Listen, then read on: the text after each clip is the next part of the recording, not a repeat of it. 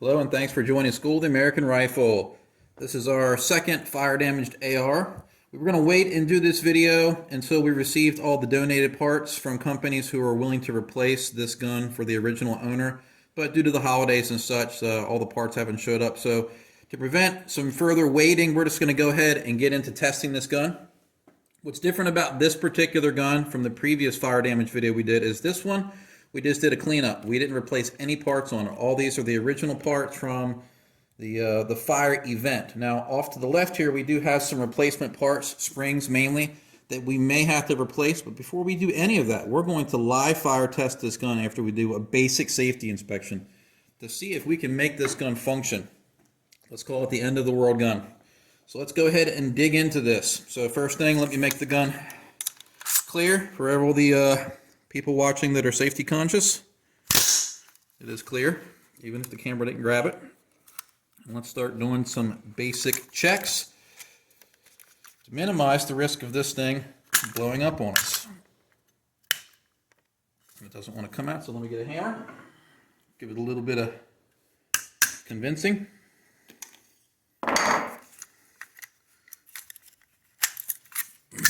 All right, so what we have here is our fire control group. Pretty much all the springs on this are extremely weak, but it does pass a basic function check. So if I take this and let it go slow, see how the trigger resets really slow? That means the trigger spring is weak. See how long it takes. So the trigger spring is pretty close to being completely toast, but we're going to try it anyway. Bolt catch spring's a little weak. Selector works, and it does hold the hammer back. It will fire. So let's go ahead and measure our buffer spring first. Get a tape measure. And our spring should be between 10 and a 16 to 11 and a quarter. I had to look on my bench up front. We're about 10 and 3/8. So the spring is good. Weights in the buffer are good. Let's go ahead and get this back on here. Our buffer retainer is got a really weak spring. I don't know if it conveys well in the video, but that thing's got barely any tension to it. But this is a convenience item. If this fails, the spring that is, the gun will still work. It just might let this shoot out when you take the upper off. As you can see, it's not holding real well right now. Barely touching.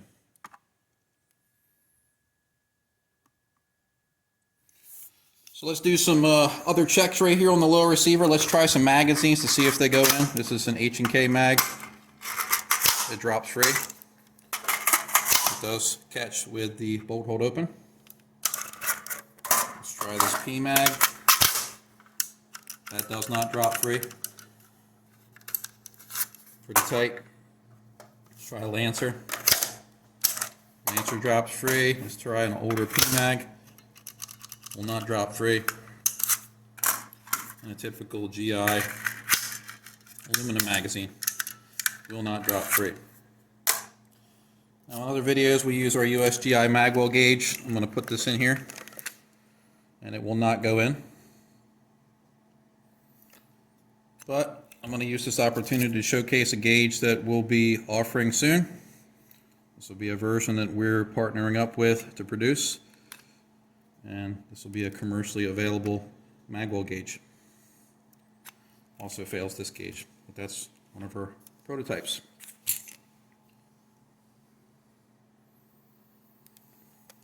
Alright, so magwell, as we knew, is warped and bowed, but I think it's going to retain magazines for function checks. So we knew the lower receiver was pretty much toast, but everything should still be good on it. Bolt carrier. Everything on this, again, super weak. I'm going to push on the extractor. It's really easy to push. Let me just grab it with my pinky nails just to show you how easy it moves. So it might not extract when we fire it. The ejector, really, really weak. So we might have ejection issues. Nothing's peened over. Let's do our gas ring check. It's probably going to fail. It does that one. But If we do our typical second check, we should pass, but let's see. Put our gas rings in, and it still passes. So we're going to leave the gas rings alone. We're not going to do any extensive gauging to the bolt carrier. I just want to check firing pin protrusion to make sure we have enough. And we're going to check headspace and the extractor groove. So let me zero my gauge out.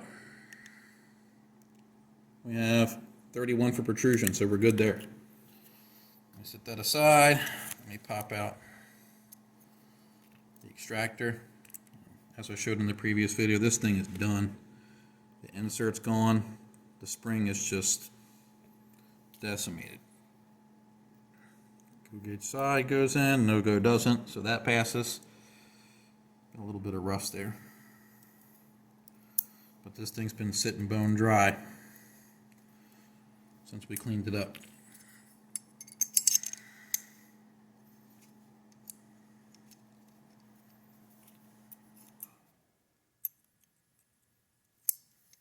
That noise you may have heard in the background is our backup heat.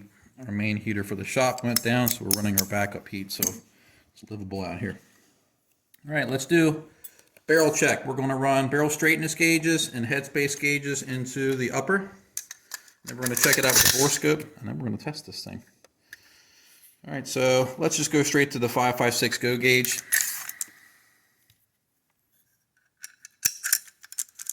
I'm able to check headspace with my gauges because the backs have been relieved. Typical headspace gauges, you're going to have to take the ejector and the extractor out to test.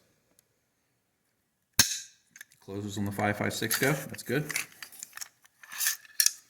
Let's go straight to the field. We're not even going to 223 because it's slightly smaller. This is 14636. This is 14646. This is the field. We do not want this to allow the bolt to lock up or go in the battery, and it does not. So headspace passes. Let's go to barrel straightness. We're going to have to go straight up and down with this. And we're going to see if the barrel's bent in any way. And it went through. Let's try it with the GI gauge. Passes. All right, let me put this up.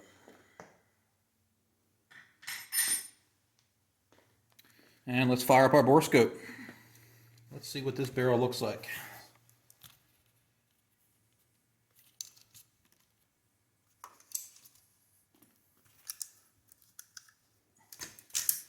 We're going to come in from the front. We may have to kill our camera light to see what's going on. Let's get our focus. And here we are. This is inside of the muzzle device.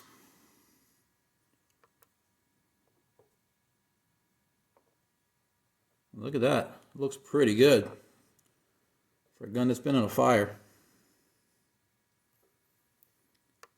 I'm going to try to find the gas port.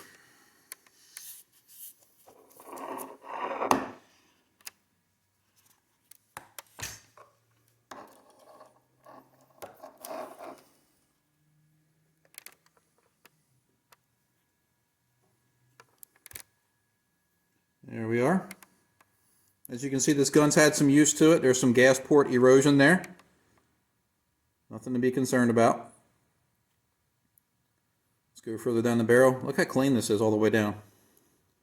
So since we don't have any warpage of the barrel, a little bit of discoloration there, we don't have any bulges, any cracks, I do not suspect that we're going to have any type of barrel failure. Now we could have a bolt failure depending on how hot it got, but overall this thing looks pretty good. Let me go into the chamber and check it one time real quick so we can see how rough the chamber may or may not be.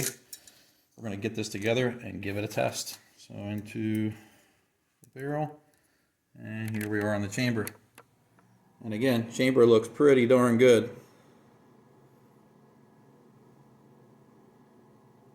A little bit of delaminating of the chrome right there. This is our throat area. Let me change the focus a little bit here. That's our chamber. pretty darn smooth. All right, we're going to pull that out. And to lube this up, we're not going to use our regular sauce that we mix up. We call it sotaracha. We're going to use some lubricant that I've been testing. Sons of Liberty Gun Works, Spec 76. If the gun fails, it's not the lube's fault. But we're just doing it as another sort of torture test. So, as everyone knows, I'm very generous with lubrication. So, let me get it inside the vent ports, inside where the cam pin goes. Let's get some around the shoulder here. And I'll put some on here because I like to see that the bolt is wet. This is sort of the dipstick. If you look at the side of your gun where your ejection port is and the bolt carrier looks dry, maybe consider adding some lube to it.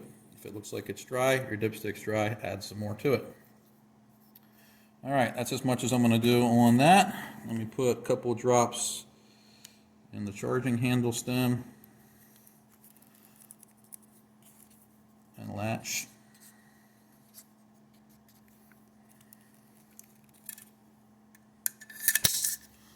Bolt carrier in the upper.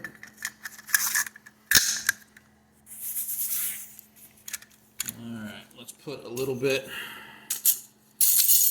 on our buffer spring.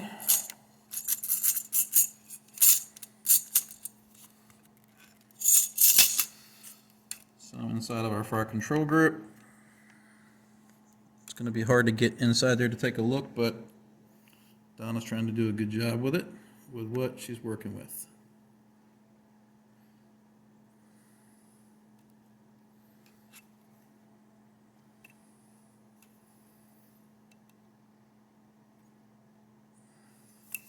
Your fire control group pins should freely spin, so I'm putting some there.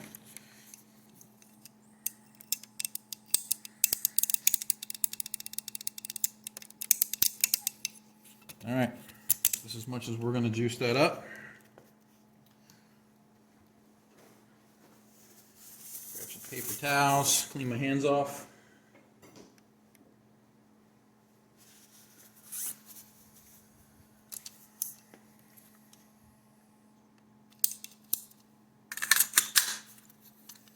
Buffer already popped out there. I don't know if you guys caught that.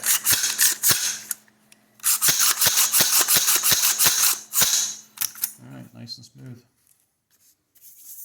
Alright, so let me load up a magazine and then we are going to go over to the test trap. We're going to pause the video while I set it up into our testing fixture. What I'm going to do first is I'm going to load up 3 rounds in case the gun happens to just like malfunction in some way where it keeps firing. If it fires 3 rounds, then we're going to try the remaining 17. And see what we get. So we're going to pause the video and we'll be right back. Alright everyone, we're back. We have the gun in our portable armorer's vise. This is not what we made it for. This is for us doing mobile classes. But this will hold, you don't want to drop magazines like this. Will hold the gun in place while we test it. I'm going to put this shotgun cleaning rod through the trigger. Just sort of rig it up so my hand isn't under the gun as we're testing it.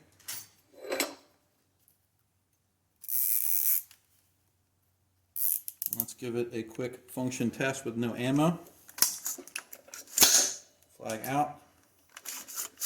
Cocked. Let's see if I can pull it.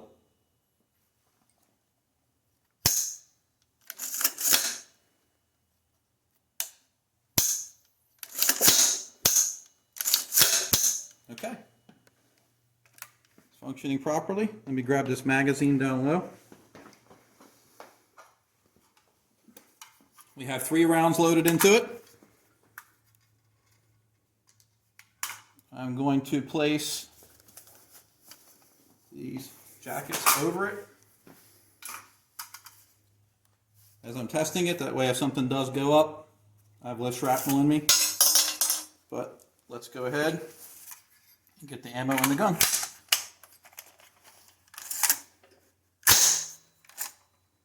We are ready to go.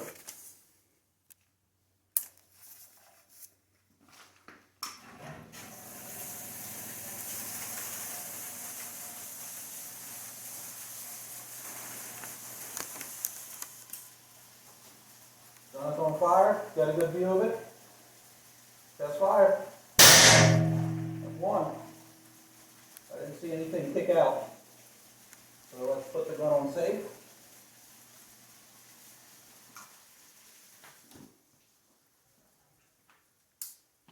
And let's come closer and look and see what happened.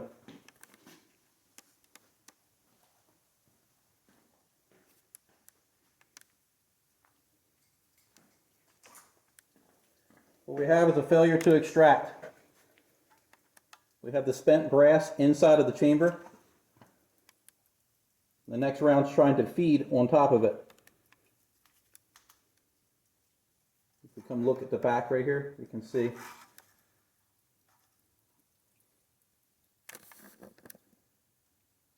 spent brass is right there.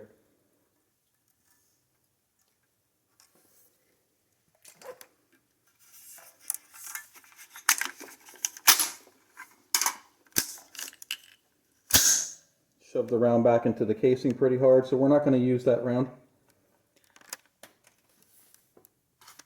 And let's see if we can manually extract, and we can.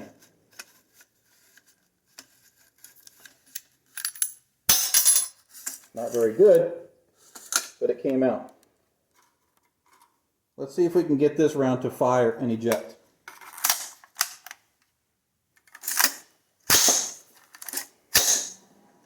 If this does not eject, then we'll put a new extractor spring in.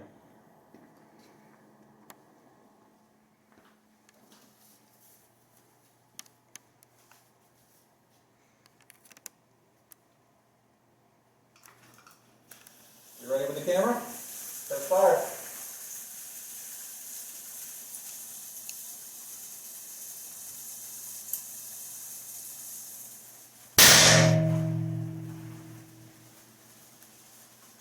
You have the same problem, failure to extract. We'll come up and look again.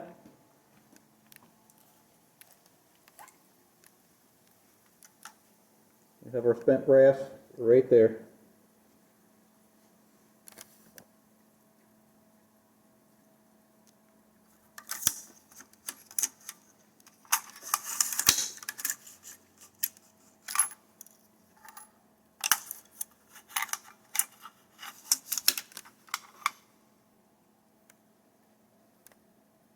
It slipped right off of the rim.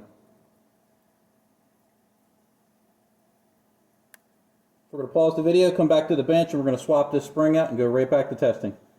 All right, we're back. Let's go ahead and get this extractor spring swapped out. I'm not even going to tear the gun down all the way. I'm just going to pull the bolt carrier out.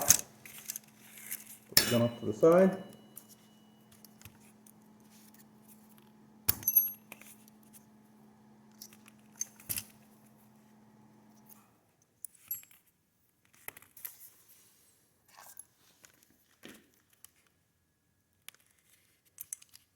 Our old spring.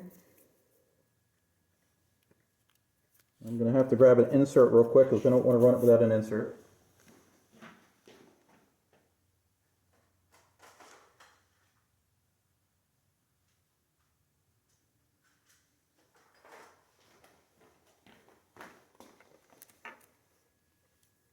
Here's our insert. And here is our Springco 5-coil extractor spring. One of the best springs you can put in your gun.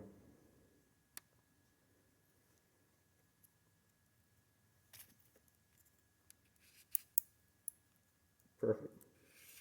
Always be careful when you're putting your extractor spring. You don't just want to put it in there and mash the living poo out of it. You want to give it a little bit of a snug to make sure it seats all the way, but if you collapse it, you could possibly weaken or shorten the life of the spring. Have a good day.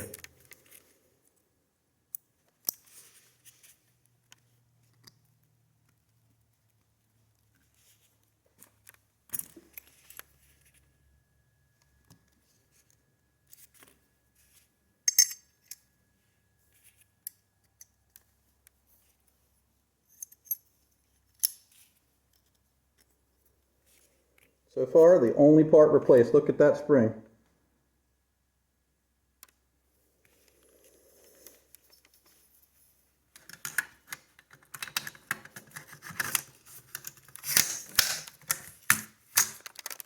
All right, we're going to take it back over to our testing site and get it going.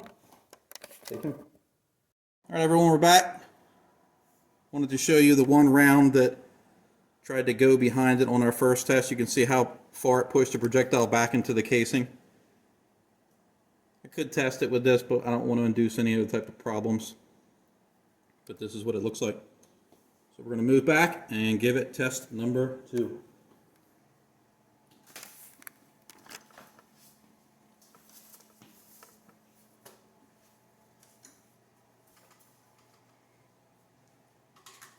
Loaded 17 rounds into this.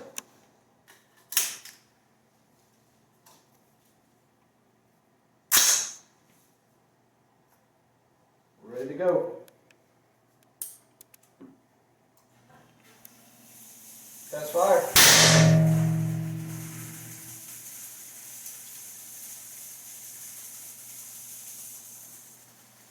You do have a failure to eject.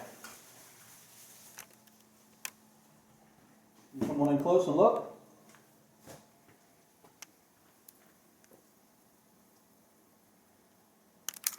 Get this magazine out of here.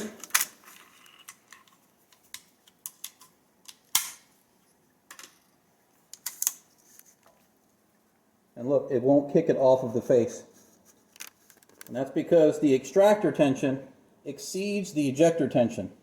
So if we put a slightly weaker extractor spring on here, but not as weak as the bad one, we might be able to get it to work. But we're not going to do that. We're just going to put a new ejector spring in it.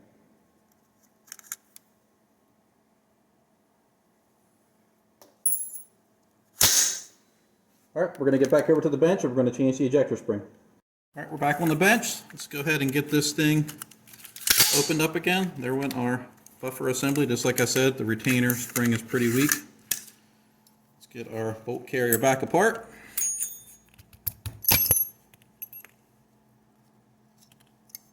And get a new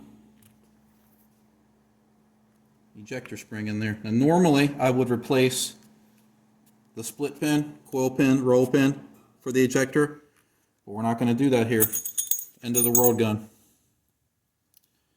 Put this into the bolt vise.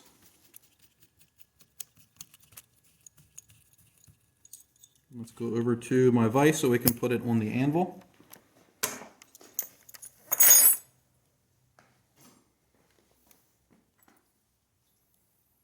Drive the old pin out.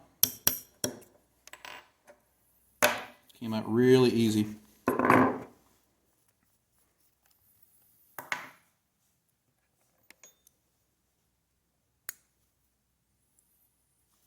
Here's our ejector. Our spring does not want to cooperate. I have a little tool that I made to get that out of there. I'll be right back.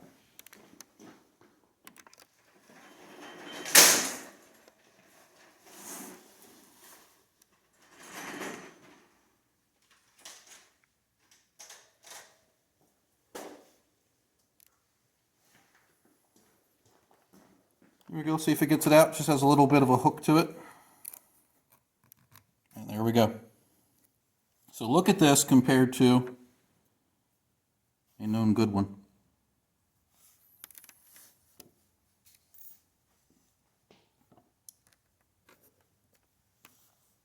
Let's get this in here. Put our ejector in. What I'll do now is I'll push the ejector in and sleeve it with my roll pin punch.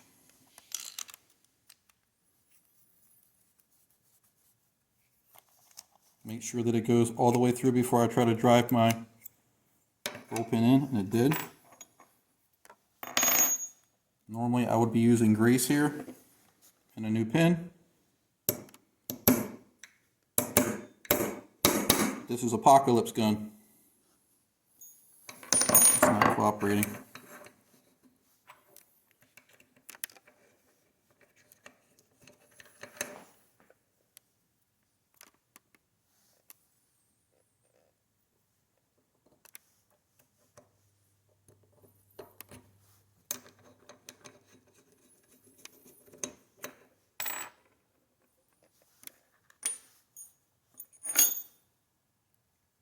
Pin is in pretty bad shape.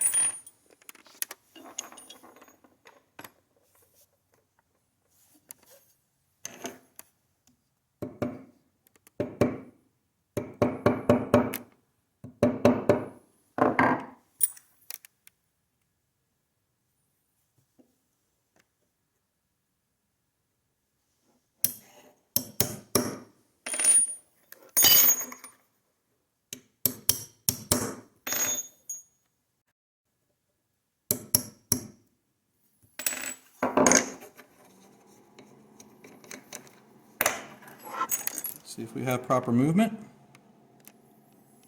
And we do. Let's get a little drop of oil in there.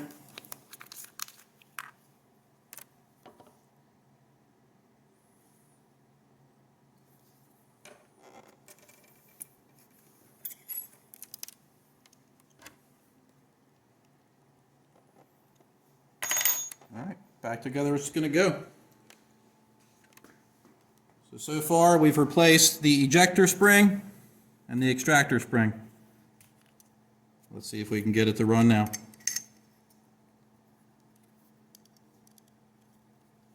Regardless of whether or not the gun has been damaged in a fire, some of the most important replacement parts you could have on hand for your AR is going to be firearm retaining pin in case you lose it or it gets damaged, and all the other critical springs in your gun. That would be your buffer or action spring. Some hammer springs, they do break and go bad. Trigger springs don't hurt, disconnect springs don't hurt. But critical springs in the bolt will be the ejector and the extractor spring. Other springs on the gun, sometimes you can get away with having them pretty marginal, but these springs in here, very, very important. So let's see what we get.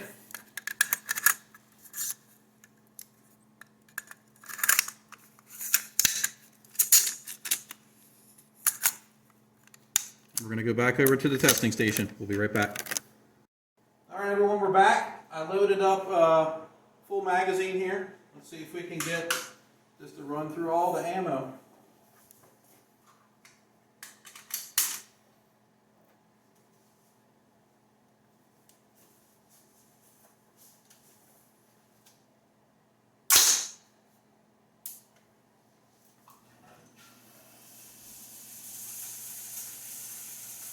Test fire.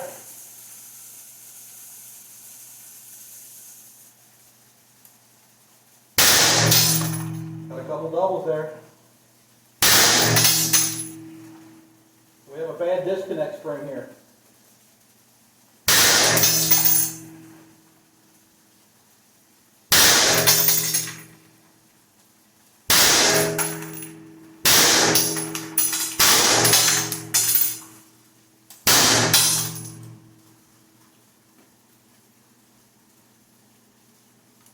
Gun sliding down in the vise.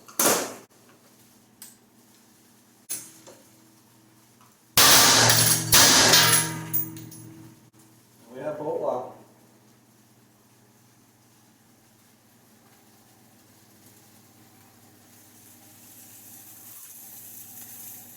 Nothing blew up. So we're going to take it out of the test fixture and we're going to put a new disconnect spring in here. All right, everyone, we're back. Let's go ahead and get this back apart.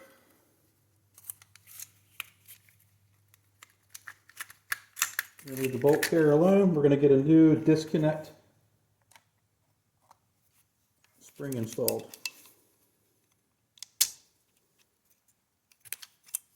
We get the Geissele in here. That makes it a little bit more different. Get the pin out.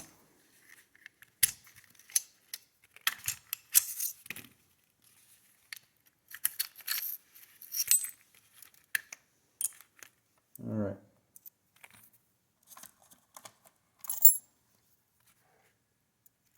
There's the spring. And let me show you what a good one looks like. What did I do with it? Here it is. Pretty big difference.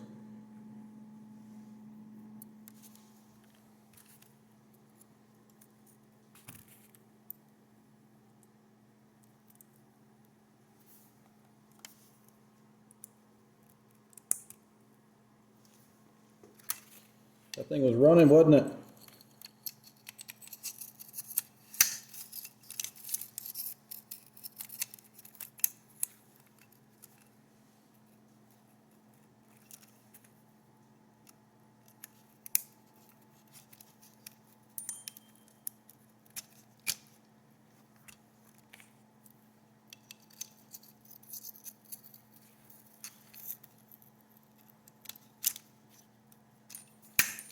Do a function check with it.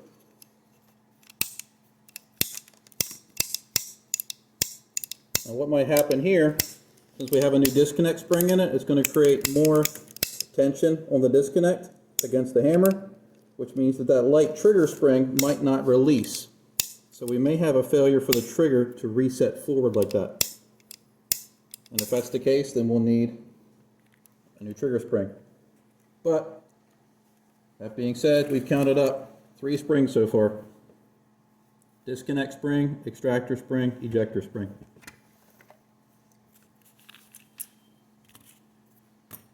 Let's get it back together and see what we get.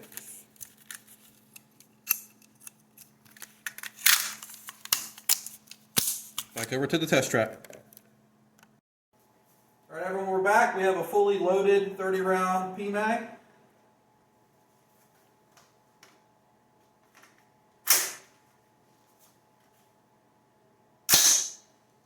Gun's hot.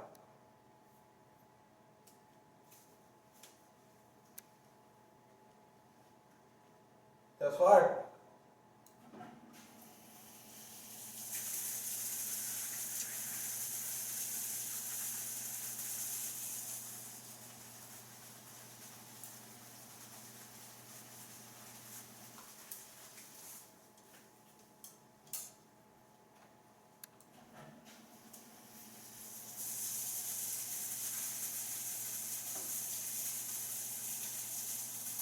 Test fire.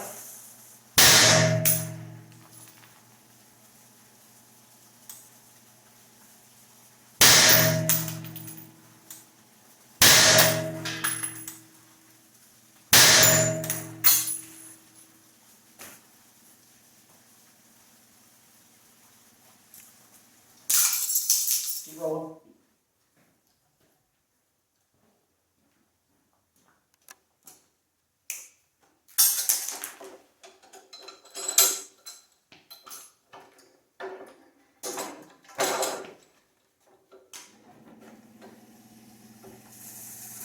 Test fire.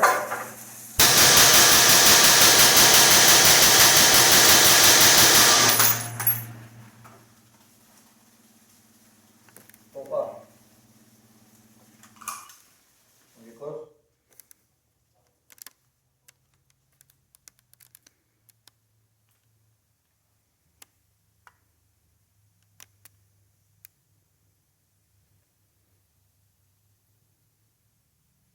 We're going to put like 20 more rounds through it just to give it another test.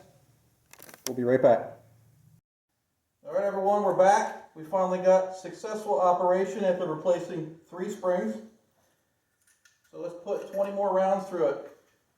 Got a 20 round USGI mag.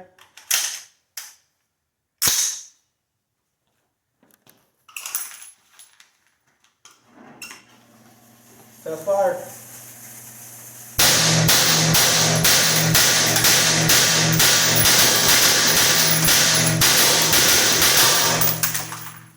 We have proper function. We have bolt lock.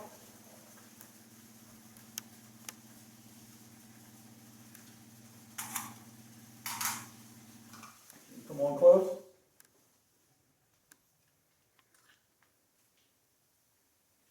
Barrel's a little hot.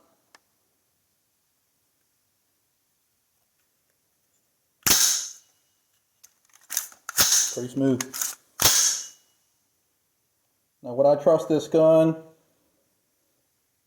with my life? Probably not. But if this was the only gun that you had, like I said, we had some kind of fantasy, apocalyptic, end of the world type thing, and you had to make a gun work, you can see with as little as 3 springs and some safety checks, we got this gun running 100%. Now, a lot of people get really upset about fire damage guns and them being safe. I'm not saying to do this at home. I'm not saying you should trust this gun. This was more of an educational and fun thing at the same time. Our previous fire damage gun, still going strong, thousands of rounds through it, not a malfunction yet. So we're going to do a follow-up video with this. We're going to show the completed gun that we're going to get together with a couple manufacturers' gracious gifts. And then we're going to do some follow-up testing with this as well, just to show that it's still going strong. We're going to use this in some of the classes too. at the end to show just how wonderful this design is that we're all learning about. So our Daniel Defense upper with FN lower with 3 replacement parts after a house fire. Up and running again. As always, I hope you found this educational, and thanks for watching.